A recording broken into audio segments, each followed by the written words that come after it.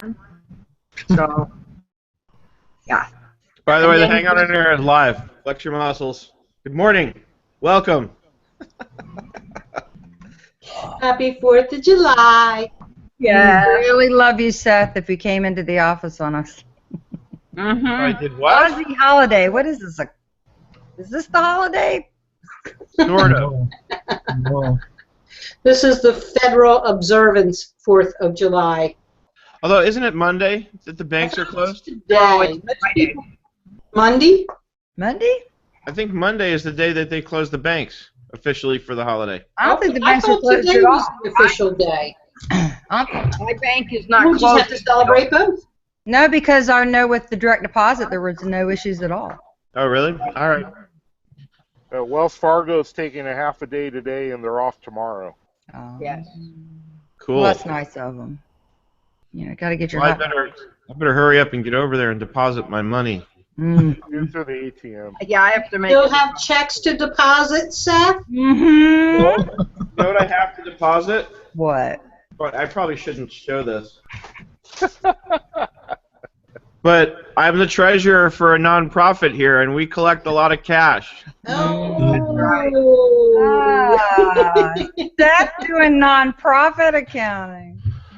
It's really not nonprofit accounting. It's just, I keep it very simple. We basically, you know what I did? I revamped their whole QuickBooks file because I didn't like the way they were doing it. They had Of course. They had an income account and an expense account, a separate one for every event that they do. And I'm like, no. We're describing the events in the customer database. We only need one income account called special events, one expense account called special events. We're keeping this simple. Yep. And that's how I do nonprofit accounting. The KISS method. Mm-hmm. Yep, and then I use customers to describe the different donation sources. Yep. That's my story, and I'm sticking to it. So yeah, I think our original plan for today to do House Call Pro is going to be postponed. I didn't hear back from Ronald, and I think we both didn't really think through the fact that it was the holiday weekend and a lot of people taking off. I like to take off, but unfortunately, or I shouldn't say unfortunately, it actually is very fortunate that I have a full day of one-on-one sessions today. Oh, cool. I have an unexpected job that I did not want to do. Oh, couldn't say no.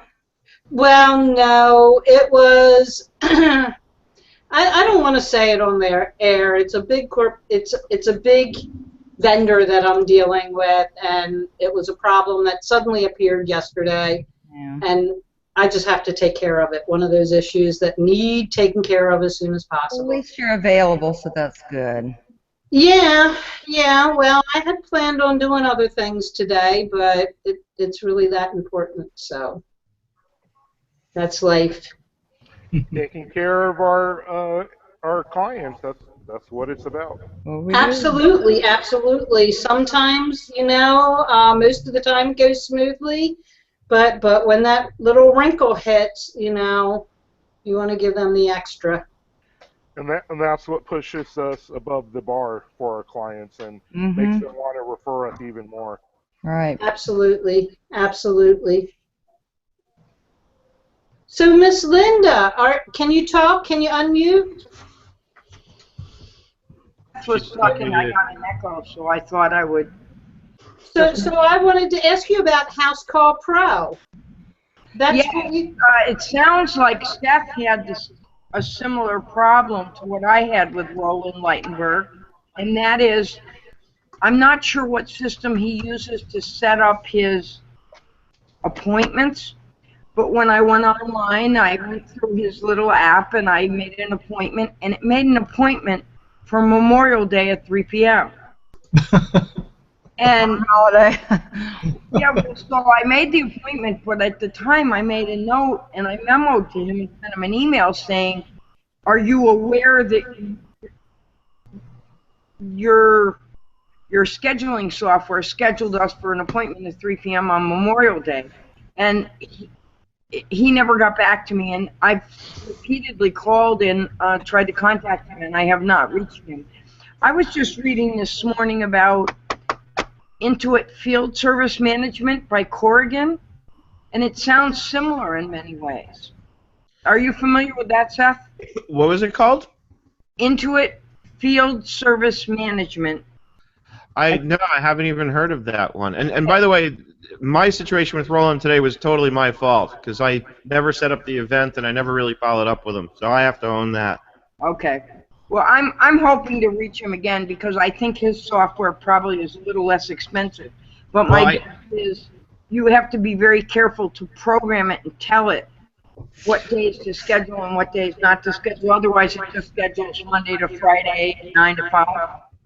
Right. I mean, I had a full demo with him. He gave me a full demo of the product, and I really liked it. I do too. The only thing I feel like needs to be qualified, especially when it comes to the scheduling part, is it does like a one-way sync between its calendar and your Google Calendar, let's say.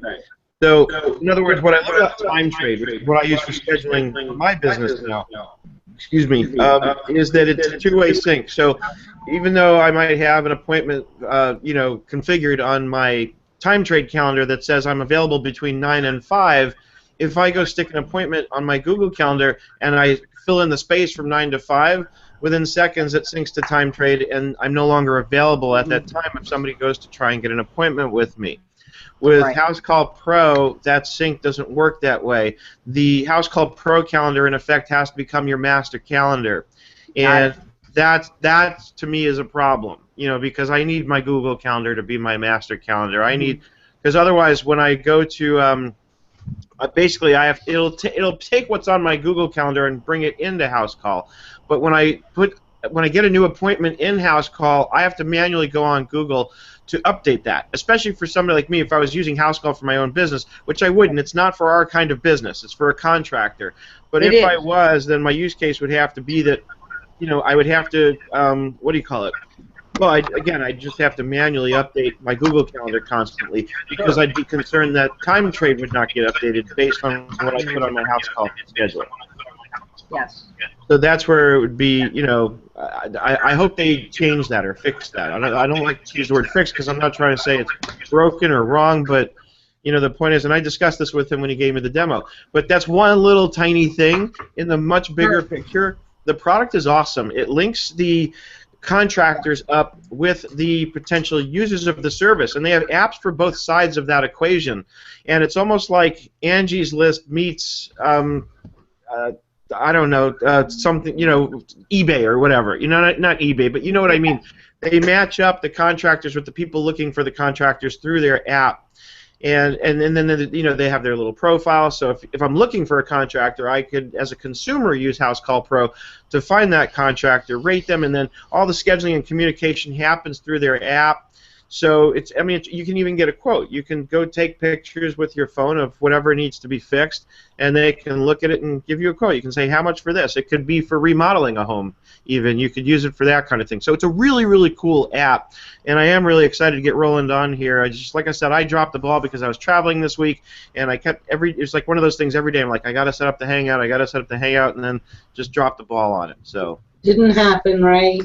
I know that feeling. Yep.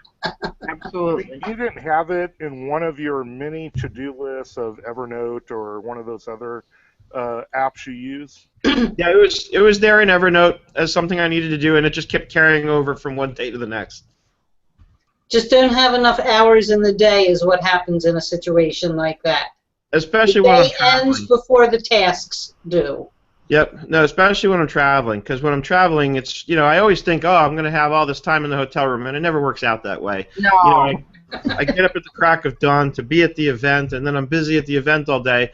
By the time I come back from the event, there's two things. One, I'm exhausted. Two, I'm usually just like relaxing for an hour in my room and then going back out and having dinner with everyone or something. So, it really it makes it difficult. It's so sad. I feel so sorry for myself that I have this life where I get to travel and go to these wonderful events and meet wonderful people so that I don't have time to set up a hangout. So let's talk about your boot camp experience. I watched the debate. I thought it was fun. Was it? Okay, good. My concern with those things is always that it's, especially when you put it in like a debate kind of context, that it's gonna, like, that people are gonna sort of get bitter and angry and forget that the whole point of it is to have fun. But no, I think we all had a lot of fun with it. There are a few points where it got a little heated, but that's the idea. It's supposed to get that way without sort of crossing the line. So, who else watched it? I'm curious to get feedback from your perspective. I mean, Gina, besides the fact that it was fun, give me specifics. Like, what did you like about it? What did you not like? I like the whole setup, and that certain people, it was set up like a debate, right, rather than, I would just say I liked that it was very structured, set up as a debate. Round one, person one gets to talk, person two gets to talk, a little bit of rebuttal, and then who wins. Right. I just really liked the format of it. It was a lot of fun. It was very... I loved you guys. I love Dawn too. She's she awesome. Is so cool. Dawn is the best. Yeah. Dawn is... I love you too. I do. I love you too. But no, Dawn is so much fun. Did you see the pictures we took of her and I punching each other with the boxing gloves? That's all part of it. Yes. Yep. We had so much fun that day. Can we have Cliff Notes for those of us that didn't watch it? I wanted to watch it, but I missed it. Well, I think she'll, they recorded it, so I think you can get access to it after the fact. You might even be able to get it now. But, from our perspective, it was fun. I guess what I'm wondering, Gina, for example, somebody like yourself, you're obviously very experienced. You know this stuff inside and out. Did you learn anything? Is there anything? Yes, I did, and particularly with QuickBooks Online, different ways of using it and different things. And the thing that I liked about QuickBooks Online was the fact that the client does not actually have to touch QuickBooks Online itself. You can set them up with like QVenchi and the dashboard, and they get all the reports they want. Maybe that's all they want. Or they can do the mobile invoicing out in the field. And they just do their own thing, do what they do, and you as the person in control of QuickBooks takes care of everything else. And it works so seamlessly. Right. Yep. So, I mean, the people in the audience mostly were voting. I think if they actually counted the votes, because if you were there at the end, they just in the end said, "Oh, Intuit wins," right? Which was fine. I get it. They don't really want to pick one over the other as a winner. They're both products from the same company. Yeah, the end was kind of a letdown. We really should have said one or the other. Not Intuit was the winner. The truth is, just from me seeing the votes in the audience, I'm pretty sure, based on an actual count, desktop would have won. Yeah. It seemed to me that most people were voting for desktop. Because that's what they prefer to use, I think. Exactly, and that's what I was just going to say. Is I was going to preface it by saying I'm going to go out there on a limb on this and say that my belief is that it's mostly due to inertia. Everybody knows what inertia means, right? Yeah. I don't know. I don't think so.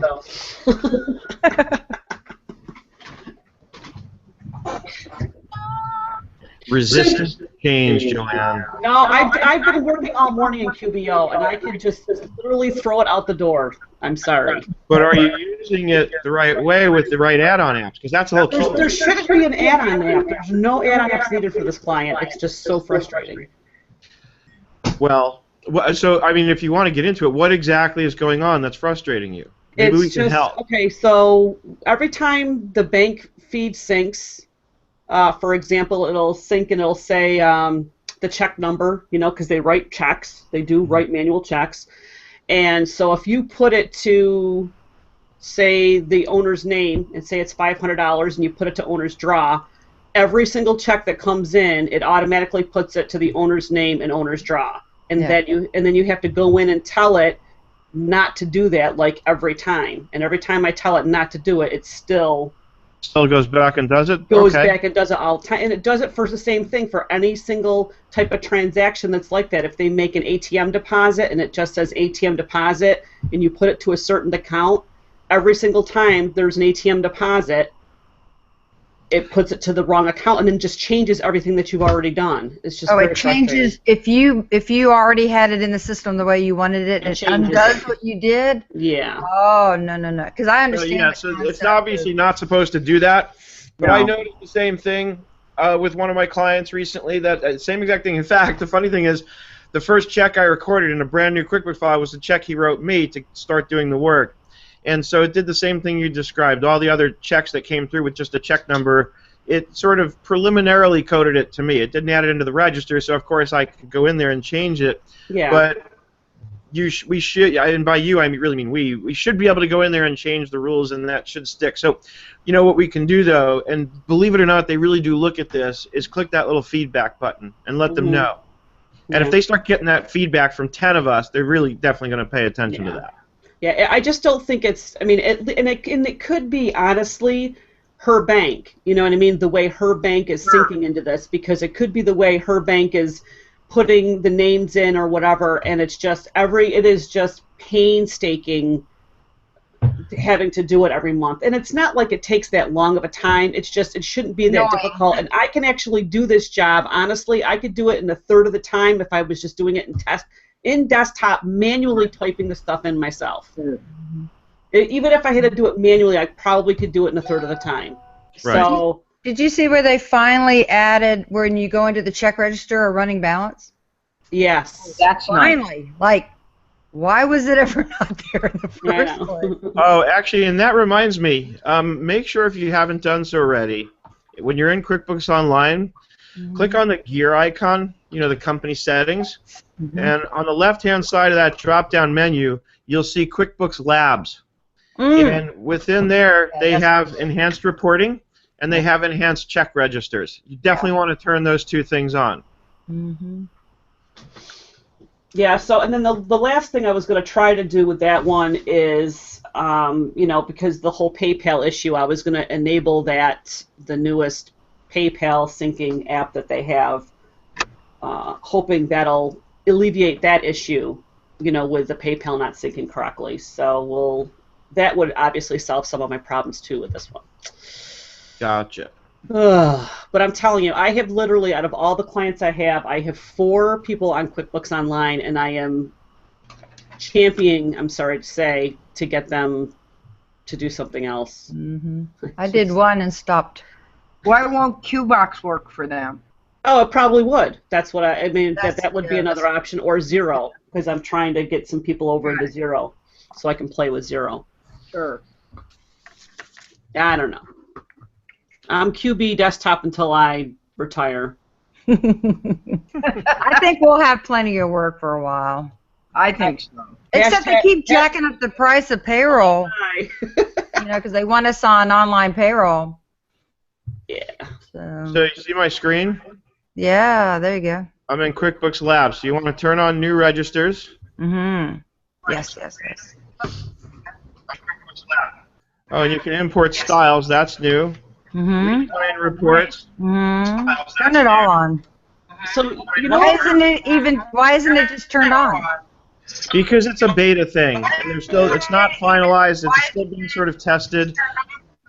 So, and not everything is like. There's actually a new inventory component that's available here, only for certain company files. And I was talking to them about this. You have to be very careful. So, if, for example, I have an add-on app that's managing inventory, they don't want to make that available to me because it might break that add-on app. So they have to be real careful about this stuff. They can't just, you know, go willy-nilly and throw it out there and say, "Here you go."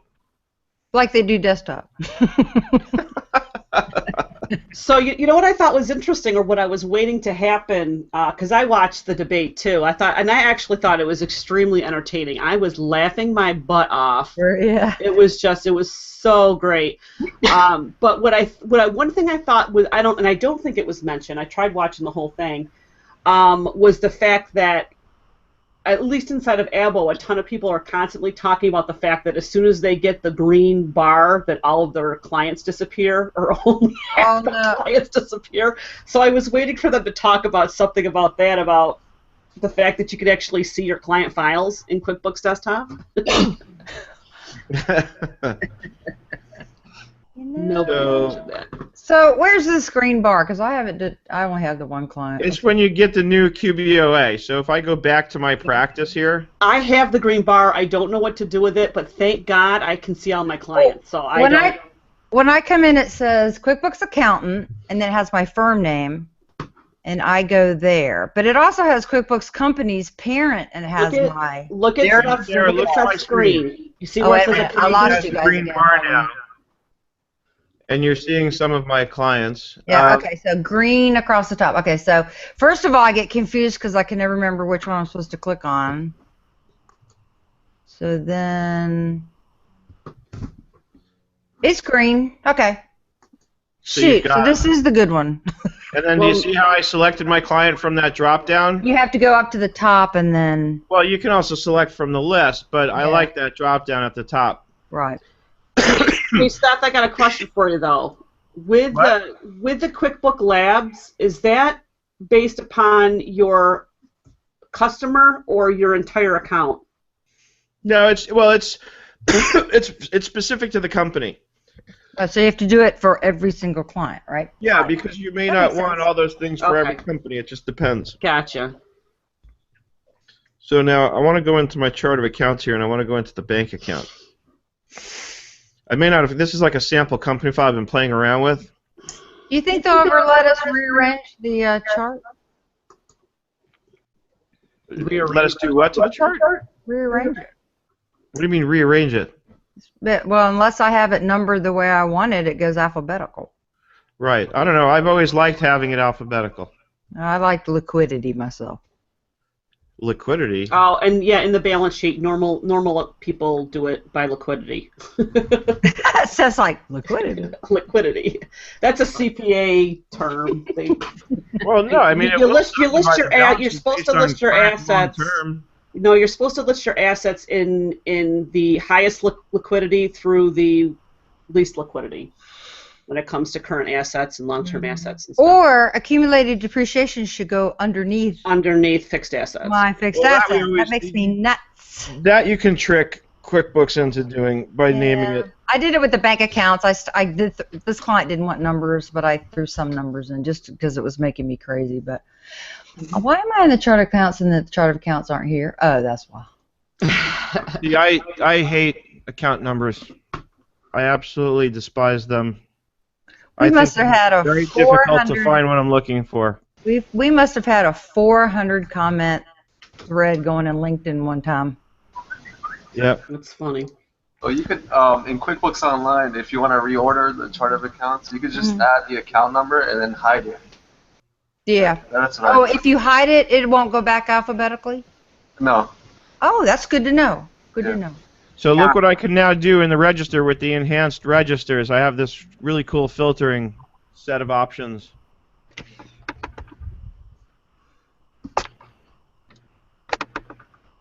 That was not there before. So the enhanced check registers, this is not a good example because there's no transactions in here. It's just kind of a dummy company that I created. Here it is. Show running balances. Turn that on. Yeah. And the one line, I like that too. Yes. But, you know. But see, I like having options. So I like the new enhancements. That calmed me down a little bit. Yep, this is cool. I like this. And I like that now I have a drop down, so if I have multiple accounts, I can toggle them. Right. And I can even get like a receivables register, which is kind of cool. Oh, you couldn't do that before? No, you probably could, but again, I just like But that I it's can easier. access it all. Yeah, from one it's screen. easier. Yeah. Now, can I ask a dumb question? Mm-hmm. You know how on desktop you have multiple windows behind each other, and I can toggle back and forth really quickly? If I have to open a new browser, I mean, how do you guys deal with that? What's the question? Well, like, I'll be reading who's echoing? Wait a minute, hold on. Dennis, I'm just temporarily. Yeah, Dennis is It's Dennis. echoing. He won't move. There you go. For for instance, when I'm reviewing general ledgers, and so I have a general ledger, and then I want to zoom in and look at something, and then come back, or maybe hold that, and then go look up something. You know, I'm so fast in desktop that I bumble around with the online version. So, but there must be a way, and I know I haven't watched any of the videos, so I'm sure it's out there. But to have separate tabs open. Yep. Yeah. There is. So I have to. Tabs. So I have to not change screens within the same screen, but actually go To different tabs. open a new tab. But then the new tab wouldn't open up my. No, hold on. Let me show you something. You could just Because what you're talking about is more of a browser function than Yeah. the software function. Because if I go But- to add, it's not QuickBooks. It's. Hold on. I'm going to go back into my dummy file so I can show you. if you right-click the tab, you Yeah. can just click duplicate, and then it's going to open up whatever page you're on. And then you Right. can also navigate in the new tab to whatever you're looking for. And then Yes, now you that's have it. 2 windows. That's And it. you can Okay. also right-click the link that would take you to where you want to go and Mhm. choose Open in a new tab. Okay. So if you're, let's say, trying to drill into a number on a report, then you can right-click that number instead of clicking on it, Mhm. and then choose to open in a new tab. Okay. I knew there was a way. And you can also bookmark pages. Like you could bookmark your profit and loss statement or whatever report you want, and you can always refer I want back to do to that. it. I want to do that. Yeah. Okay, so if I have a statement of, let's see. All right, say my general ledger. Cool. Okay, so, and then I'll look at a check and I go, whoa, that's in the wrong place, and I double click, and then I fix it, and then sometimes I have a hard time getting back to where I was. I get lost. And also, someone's creating like some kind of software, a desktop software that allows you to use QuickBooks Online, but on your desktop. There's a Windows. There's actually the version of that for Mac has been out for a while already, I think. And then there's I just got an email the other day about the Windows version of that app, and supposedly it runs faster on the local app and still directly linked to your QBO companies, but it runs faster on the local app, so you can actually, and it looks exactly like it does in the browser. Really, really cool. Yeah, it's awesome. So yeah, so if I want to go see what's inside this 5,000, I can. It doesn't always work though. You don't always get the option to open it in a new tab. So again, we can just duplicate, and I know we talked about it, but this way, so people watching can see, you just right-click and duplicate. Right. And I do this a lot when I'm working one-on-one with people in QBO. Is I have them, because I say keep the balance sheet there because we're going to want to come back to it, duplicate it, and drill in. Now, bear in mind that if I go in here and I make a change to a transaction, and then I go back to this tab, it's a browser, so you have to refresh the browser in order for it to sort of acknowledge the changes. Right. That throws me every once in a while. Yep. So that's important to remember. Otherwise, you'll be like, oh, it didn't take. Right, or you get a phone call and then you come back and go. Huh? But see, in desktop, there's automatically refresh setting. Right, but this is working in your browser, so that's just not possible because you're having a browser that's communicating with a remote location to update data. So there's no possible way to do that. That makes sense. All right, so if I should pin it first and then go popping around. It's probably what I should do. Yeah. Now, what some people do is they'll create, because it works well in Chrome, they'll use Chrome, and then they'll create separate browser sessions, like just for working in QBO, so that they can keep those bookmarks there and out of the way of your other bookmarks that you normally use. So you all know how to do that, right? If I click my name up here and I go to switch person, this is where you can see all of my personalities.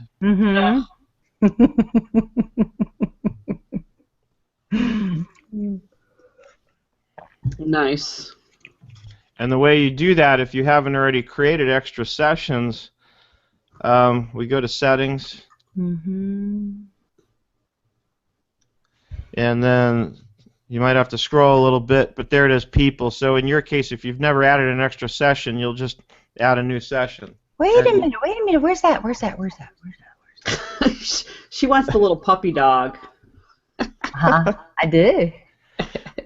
When you set it up, you can Settings. you can change those settings. It only has me, but I know that when I go to change me, they all show up. Yeah, so if you haven't ever done it before, then you won't have the option here to switch. The first thing you need to do is go into the Chrome settings in general, and over here where I have people and it has my existing settings, if I didn't have any, the option here would be to add a new one. And then when you're adding a new one, it'll give you the list of icons so you can choose your puppy dog or whatever. Add a person. Well, Yeah. where's all my real pictures? Where's all my real pictures? Just like Once you log into your Google account, because that's what it's going to do, it's going to make you log in, because each of these sessions has to be tied to a Gmail or a Google Apps account. oh, I'm right? not logged in. So, well, when you go to add the person, it's going to have you log in, and then it will pull whatever data you have associated with that account, such as a photo. So, like this session here is my schoolofbookkeeping.com Google Apps for Work profile photo. This one here is my Google Apps for Work for Nerd Enterprises profile photo. Right. Right. So I usually log out and then go to log back in, and they're all listed.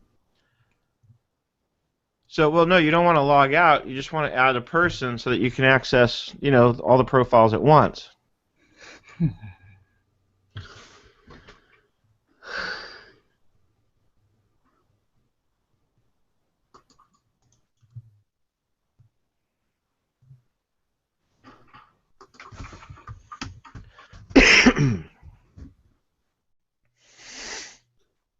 You got it? Did we lose Sarah? I think so. She's in QBO Abyss. Come back to me, Sarah. You got Come so back to into desktop. That's funny. That's funny. So, and we lost Gina too. Yeah, Gina had to take off, she said. Oh. And Suchi's been quiet all morning so far. Well, they got off, so I got to sneak in. Yeah. Yay. And then we have Melissa. Melissa. Hi, Melissa. Is this your first time with us? Yeah, it's my first time actually getting into a Hangout. Yay. That's awesome. That's awesome. But you don't have your Ray-Bans. Everybody was supposed to wear their Ray-Bans today. I missed the memo. Actually, I just made that up when I started this morning. I don't know Okay. enough. Now I see. Tell me to read the chat. I have my turquoise hipster sunglasses somewhere in the room, but I don't want to make you dizzy with my webcam spinning. Yeah, Suchi says you have to read the chat, I guess. Yeah, so now I'm scanning the chat and reading it. So she says, now we know my secret, that I block out 9 to 5 just to make everyone think I'm busy. No, that's how I hold off the pack of wolves that are trying to get to me. Hey, Seth, speaking of that, with the time trade, one of the questions that I had with that is there a way to tell time trade, like to give you like 15 minutes before and after each appointment, or do you have to No, that's what I struggled with. So what I was doing was what I was doing to handle that, my workaround was that I would describe a 1 hour session as a 1 hour session. I would put in the comments that's going to actually book for an hour and a half. That's how I got my half an hour buffer between sessions. So I called it a 1 hour session, but it booked for an hour and a half. Now some clients got confused because they obviously didn't read. Yeah. But it worked for me. But then I was finding it was becoming a little brain dead because too many people were getting confused. Yep. So I got rid of that. So now what I do is I have the 1 hour session actually booked for an hour. Some days, like yesterday, for example, I wind up with the sessions stacked, like one on top of another with no buffer. And so what I do now, because of that, because I don't have time between sessions to email people, is the morning of, I email all the people who have sessions. Actually, I don't do it anymore. I have my virtual assistant do it. So she emails all the people I have sessions with that day, by like 8 o'clock in the morning, and lets them know your session is scheduled at 2 p.m. Pacific time, and if they're in another part, we give them their time, because I've learned that you have to be really clear and specific, otherwise people get confused and mistakes get made and they don't show up because of the time zone difference. So I have to be very, very specific and clear. So we'll say your session is scheduled for 2 p.m. Pacific, 5 p.m. Eastern. Here's the link you'll need to click on in order to join the session, and then, and all the instructions are there. Gotcha. Beyond that, if somebody's not willing to take the time to read, I can't help them. Yeah. Well, and what I've been kind of doing is I've been kind of just leaving, I'm just using time trade for certain consulting sessions that I'm doing, and so I'm just only, first I tried doing it like just blocking off stuff in Gmail, like you said, just kind of like if I don't want to do any of those appointments on Mondays, I just have a work appointment, that day that I'm working, and so that time trade doesn't pick it up. But then it got to where that was kind of a pain in the ass to have an appointment on the days where I didn't want to be able to do those appointments. So I just basically go into time trade now and say, these are the options for these times, and that's it. Right. And that would be the other way to do it. See, what I like about time trade is once I establish that the appointment I'm populating on the calendar is for an hour, I can just drag it and span the day. And then I limit it to 7 appointments per day. Because then I was doing that also at one point, is putting little half-an-hour appointments. The problem is that can throw time trade off, especially before the day is filled up. So I was finding that time trade would say that an appointment was not available because it didn't kind of fall into the right slot. So the other way to do it is just do it as separate appointments and say, I have a 9 to 10, then I have a 10:30 to 11:30, then I have a 12 to, so you be very specific about the available appointments. Then the problem you're going to run into there, see, it's like whack-a-mole. You knock down one problem, another one pops up, is somebody's going to say, well, 9 doesn't work for me, I need a 9:30 appointment. Yeah. And you're going to want to be able to accommodate that because it's either that or don't have an appointment. So now, you know what I mean? So it's like... Yep. So now I'm playing around with full slate. I noticed that Carrie Kahn started using that, which was cool because the other thing is full slate will automatically send an email reminder. Time trade won't do that. Mm-hmm. So full slate is a little more expensive though. Time trade you get for about $50 a year for like a pro account, and that gives you everything except for maybe branding it, which I don't really care about for my purposes. Full slate is $50 a month, so you're going up quite a bit in price, but you're also getting a lot more power, so it might be worth it. Have you guys checked out Acuity? I was using Calendly, which is like a really cheap, free one, and then I found Acuity, and it syncs with Google Calendar, MailChimp, PayPal, and Stripe, and then it does the auto reminder emails so it and everything. integrates And it's the only payment solution. Yeah, I just am setting it up. One of my friends who's a coach, she uses it, and it's only $10 a month, and it does all those syncing things. Wow. So you can set it up so that it doesn't show your calendar till they've paid, or they can preview your calendar and then pay once they've confirmed you have a time that works for them. Yeah, like you set up your different types of, so you can set up multiple types of appointments. And then you set up your availability, and then it syncs back and forth with Google Calendar. So it'll check to make sure that you're actually available. So you can actually block time out on your Google Calendar, and it won't let anyone schedule appointments during that time. So it syncs both ways, like you were talking about. Right. Here, I'll type it in the chat. But look at my screen. Is this it? No, it's 1C. Oh. It's what? It's 1C. It's acuityscheduling.com. Got it. And because I was using Calendly, which is like a really basic one that works great, but it doesn't have all the options that Acuity does, and they're the same price. They're $10 a month for the paid version. Awesome. That's very cool. And so, but what I'm wondering is, how does it sort of handle the payment gateway? In other words, because ideally what I want the client to be able to see what's available to make sure they can get the appointment they want, but not be able to book it until they've paid. Yeah, so, what they do is they pick their appointment time, they put in all their information, and before it's before it actually puts it on your calendar, they have to pay through either PayPal or Stripe, whatever you have set up. So I think those are the two options they have. Yeah, wow. It's way cool. It's really big in the entrepreneur, business coachy, health coach, that kind of stuff, which is my niche right now. That's funny. I've been looking for this forever. Yeah. I've been looking for this my whole life. Oh my god.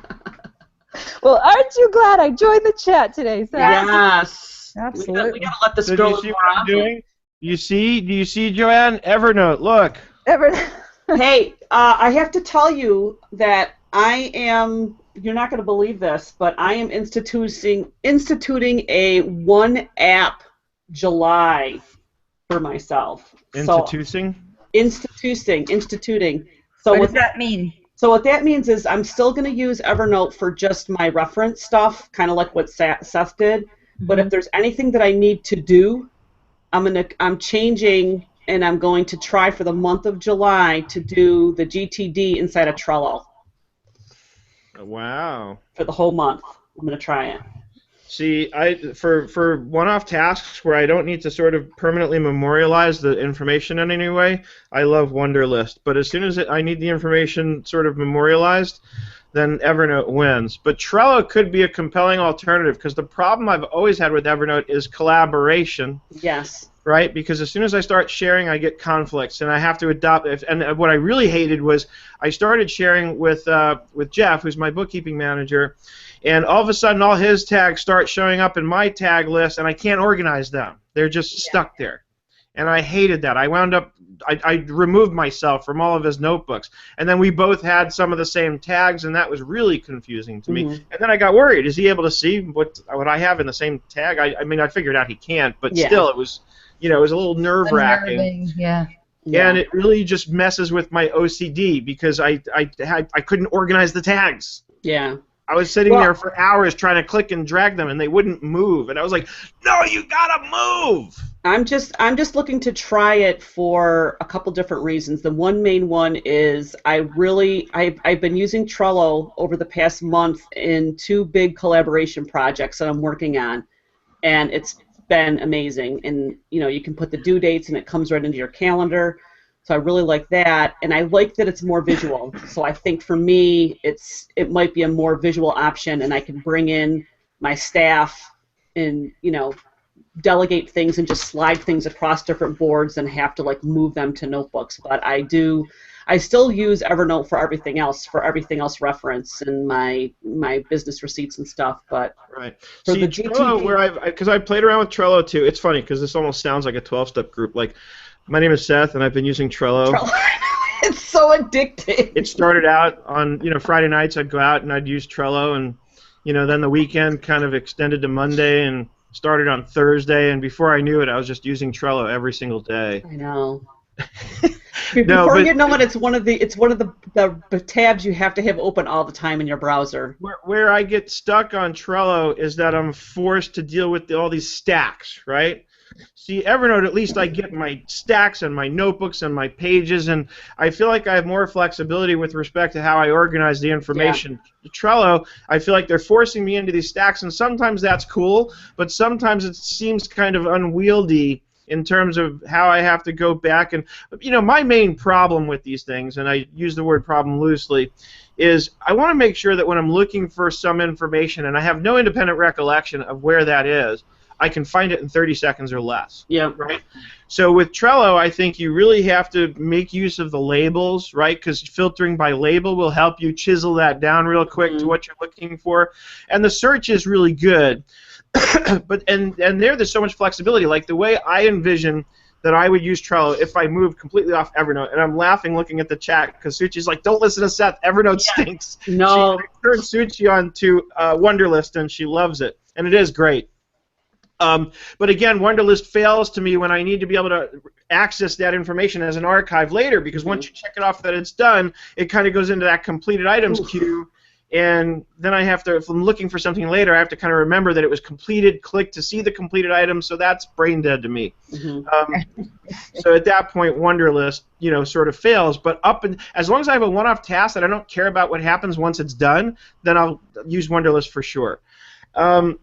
Trello might be a great alternative. Suchi, maybe in our next session we'll look at Trello.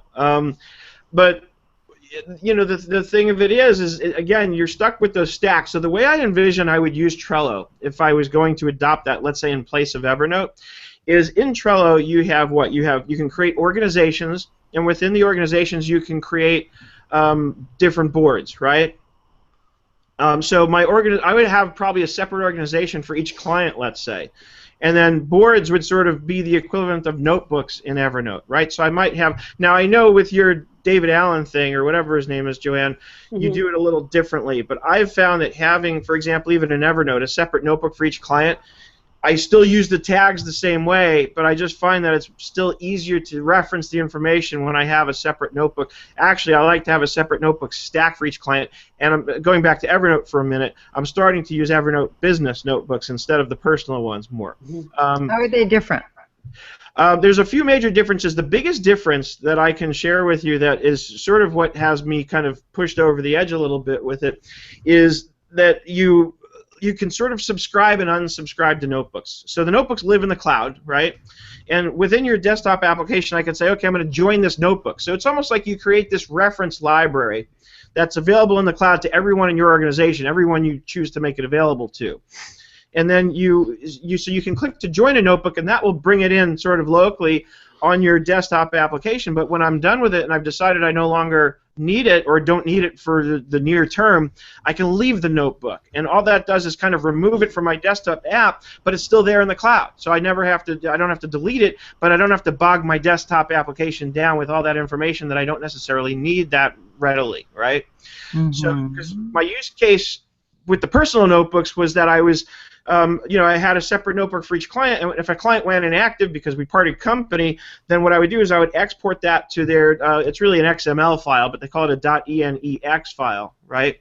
It's the Evernote sort of archive. I would export their notebook to that, delete the notebook, and then drop that in Dropbox so that if I needed the information later, I can easily access it. But going back to Trello, I would envision having a separate organization for each client. That way I can create multiple boards within that client, and that's how I'd see being able to sort of subcategorize and keep things organized in such a way that when I'm looking for something and I don't remember where it is, like I said, again, my golden rule is I need to be able to find it in 30 seconds or less. If I cannot find it in 30 seconds or less, it's not organized and it needs to be made better. Yeah, and I think that's what I'm going through right now with my little growing pains with Trello. When I was messaging you the other day, Seth, when I was asking you about can you copy a card into a card? Yeah, merging. So what I'm trying to do now is I'm going through that whole thing is deciding, well, how far out do I have to go when I want to start? Do I start with the organization or do I start with a board? So as I'm getting familiar with how best to set it up, I think once it's set up and I get it mentally in my mind, I think it'll be a lot easier for me to visually see the stuff I have to do. Right. But talk nerdy to me. I see that. Talk nerdy to me. So a lot of the comments in the chat around, there's so many apps, how do we choose? And this is what I've actually been working on with Suchi. Suchi decided to take advantage of, my sort of version of the Ignite sessions. Like Eric does his Ignite sessions, that's about marketing. My quote-unquote Ignite session is more about what happens after you've got the floodgates open, the clients are flooding in, and how to organize your business around what apps you're going to use. And so part of the process is we have a document where we define specifically, here's what we're going to use for a CRM, here's what we're going to use for project management, here's what we're going to use for, boom, boom, boom. We go down the list, and so ultimately the answer to the question that people are bringing up is there's no one right answer, unfortunately, for everything and everyone. It's all going to be different. A lot of it even is going to depend on something very simple and subjective, which is what's sort of most visually appealing to you, right? Yeah. What do you like best, right? Suchi hates Evernote, and I don't blame her one bit for hating it. And the reason she hates it is actually one of the same reasons that I love it, which is that what Suji's looking for, and I wish she was still here, so it's not like I'm talking about her behind her back, but I know she'd be fine with me saying this because it's nothing bad.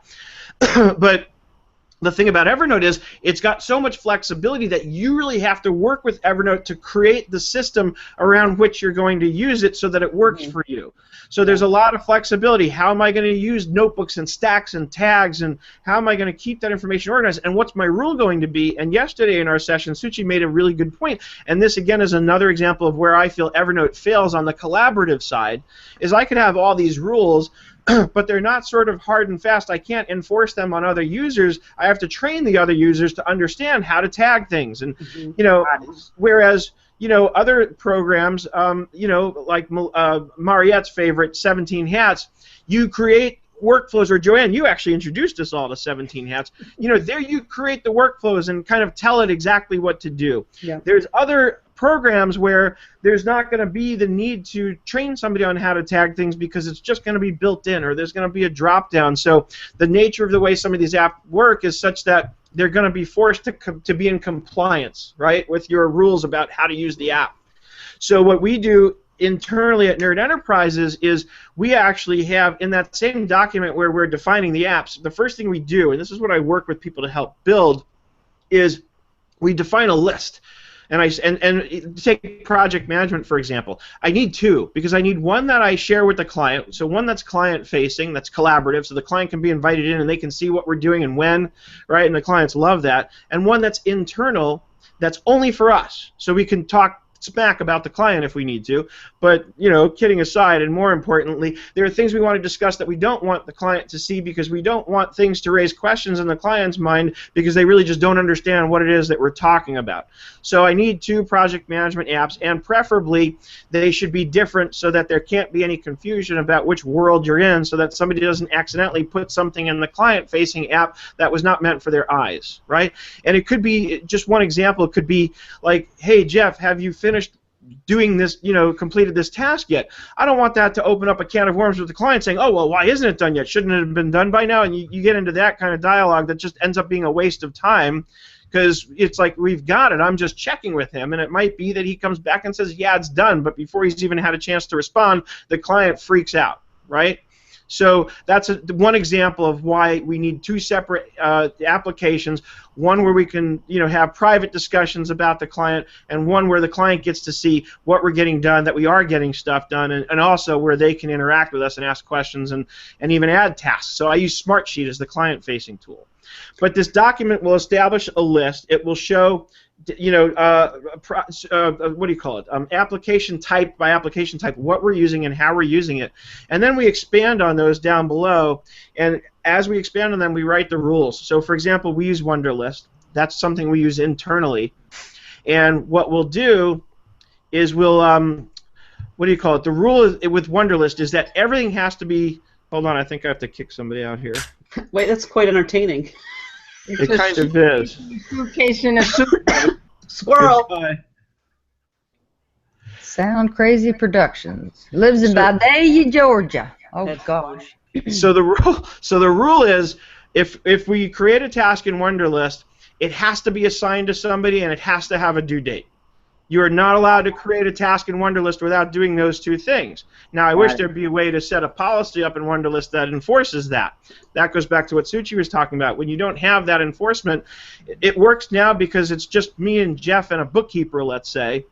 But when we get bigger, when I have those 100 clients that I'm trying to build a portfolio with, it's going to be a lot harder to enforce that kind of stuff. So, we'll see. But unfortunately, there's no one-size-fits-all solution on any of these things. What are you using for a CRM? What are you using for, what do you call it? Well, even like your e-commerce apps or like the scheduling apps, right? Now, Melissa has just given me another sort of squirrel to chase. Well, I think the important part of it, though, and that's why I brought this up, is that one of the ways that I'm trying these things out is I'm actually saying I'm putting aside all this other stuff and I just want to focus on one for a month to see if it actually if it answers or it serves the purpose that I need it to serve. Right. And so I'm putting away Wunderlist, I'm putting away all these other things, and I'm just going to focus on trying to use it for a month and see how I like it, just like with Time Trade. I've been using that for a couple of months now. And so it's like, but that's what you have to do, is you have to actually take advantage of these free trials and see if it works for you, because what works for me or for Sarah or Seth or anybody else, it may not work for you. Right. And the truth is, probably all of these applications could work for anyone. Again, so it goes back to what's appealing to you and why, what's important to you. Wunderlist I found because a lot of people were saying, I want something that does recurring tasks well. Wunderlist does recurring tasks very, very well. You click it off. If you've set the recurrence, it creates the next iteration of that task with the next due date based on the parameters you've set for it. But for me, I don't care so much about that, because if I have a recurring task, and for example I'm using Evernote for that purpose, all I'm going to do when I've completed this current iteration of that task, if using Evernote as the example, I'm going to make a copy of that note with a new due date. Or if it's something where I don't care about keeping the archive of each different time I did that task, then I'll just update the due date. Right? So to me, recurring tasks are no big deal, but to other people, it's really important to be able to do that. So I'll leave you with one other thought, which is another project management app that I love, which I use for all my one-on-one training stuff, which is Active Collab. And you've heard me talk about that, and I've even done a couple of short demos of it. One of these days I'll do something more detailed. But I love Active Collab. It's a great application. It handles all this stuff really well, and it even replaces Evernote because it has its own notebooks feature, which also works really well. So. It is. But, you know, each project has its own set of notebooks, so it's not like one big digital notebook like Evernote is, which, again, in someone's use case is going to be an advantage, and someone else's it's going to be a disadvantage, right? So, and again, as you have more and more projects, using the search, which is always global with Active Collab, might start to become cumbersome until they make that more robust in terms of how to chisel my search down. So that's my story, and I'm sticking to it. So just to be clear, you like Evernote, right? I love Evernote, but again, I love Evernote until I have to collaborate with somebody. Then Evernote fails, so, and that's exactly my point. So all these applications are going to work for us, and many of them are going to work up to a point until there's something else we need to look at. What's Linda sharing with us here? I'm sharing what I mentioned at the beginning. It seems to be similar to... Oh, the House Call Pro. Okay. Yeah, except it looks like this one's a lot more expensive. Sorry. I don't know what happened there. Well, that's because it's Intuit. It's Intuit Field Service Management by Corrigo. Mm-hmm. This is a review in the Insightful Accountant by William Murphy.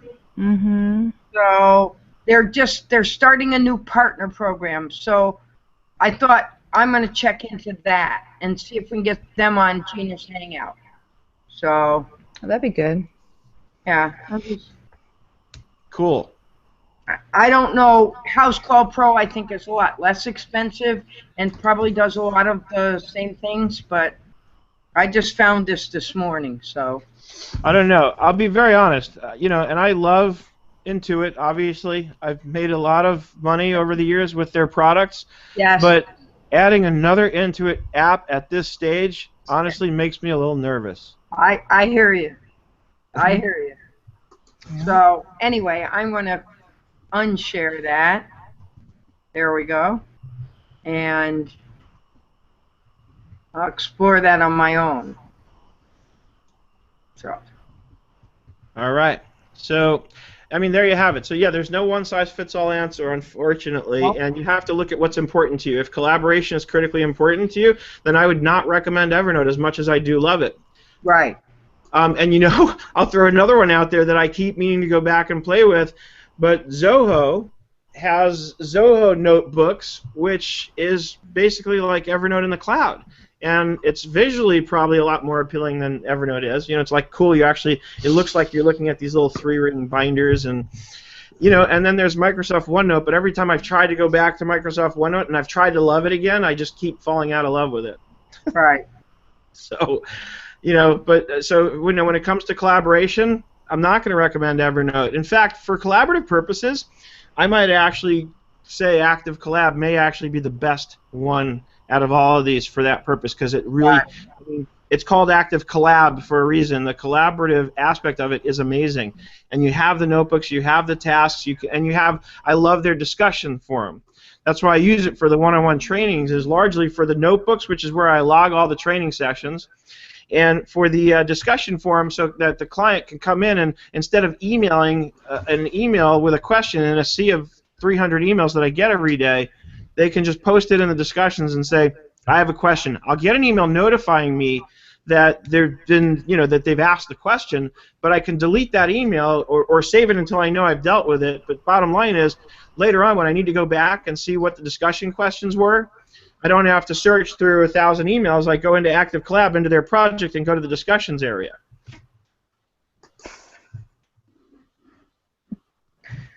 We're putting Gabe on app overload. I know. But so I think that the trick here is to, like Joanne said, take the free trials, explore them, find out. But almost I would say before you start playing, try and predefine what's going to be important to you. Is collaboration important, right? Is task management really important, or is just keeping notes and reference information available most important? So list kind of the features that you're looking for that are most important, because that's going to help you decide when you're in the app, because you're going to start exploring, looking for those specific things. That's going to help you decide what to look for. So like in my first session, when I do these Ignite sessions with you guys, what I'm going to do is I'm going to overwhelm you, frankly. I'm going to show you a whole array of apps. And I'm going to say, and then we're going to start that document, and we're going to start building it, and we're going to start helping you to explore and decide which ones are going to work best for you. and then by the second session, we're going to have it nailed down. So we're going to have a list, like I said, of project management, to-do list, CRM, whatever you need to run in your business. We're going to have that list of applications, the purpose of those applications, and we're going to identify which application is going to be used for each purpose. This way, you do not deviate from that list unless you've reached a point where you've had to make a decision that what you're using for a specific purpose no longer cuts it because you've outgrown it or whatever the reason might be, and then you're going to swap them out, and then we're going to build a transition plan, right? So that's the purpose of what I've laid out for people, is to get out of that overwhelm. The idea is to overwhelm yourself for a minute so that you can get exposed to what's out there, then choose. And once you've chosen, that's it. Now we're going to build the systems, right? And then that's where I come in and I give the training and say, okay, here's how to use these apps. Like I worked with Yitzhak Stern, who's in our ABO group, and he had the same problem that we're describing here. So many apps, how do I choose? And I said, well, what are you using now? And he said, well, I'm using Smartsheet a lot. So I said, great, let's dig into Smartsheet for a minute. And he addressed what his concerns were, and a lot of it had to do with being reminded of things that need to get done. Well, Smartsheet has a really powerful tool where you can set a date-based field, where you can say it's got a due date of this, and you set up an alert that says, 3 days after the due date or 1 week before the due date, send an email out. Smartsheet has such powerful tools as far as setting alerts and reminders and things that if alerts and reminders are what's important to you because you're concerned that you're not going to be able to get yourself into the habit of going in and checking, then we do the alerts thing, and Smartsheet's the perfect answer. So it's those kinds of things where we have to get very granular in terms of what's important to you, and everybody's different. But that's what we have to do in order to make the decision finally. And once the decision's made, we have a document in Google Docs which can be shared, so that when we bring somebody new into the organization, one of the first things we do is share that doc with them and say, study this, and then we're going to get you some training and make sure you know how to use all these applications that we use. And that way you can really streamline your business in terms of intake of new employees as well as intake of new clients. Because on the client side, you know exactly what you're using, exactly what to do, and one of the other pieces of what I've outlined is a step-by-step process, so that the minute the client says to me, okay, Seth, I'd like to hire your company for bookkeeping services, boom, this document goes out to them with a very detailed outline that says, thank you so much for putting your confidence in us. Here's what you can expect. And then it lists step-by-step exactly what's going to happen. So that's the kind of stuff we want to be able to put together. Happy 4th of July, everybody. I'm going to shut up and say goodbye, and don't forget to join Gina's Hangout if you're around this afternoon, 2:30 Pacific, 5:30 Eastern. Bye. Have a good one, everyone. Bye. Bye, Bud. This was not sponsored by Ray-Ban.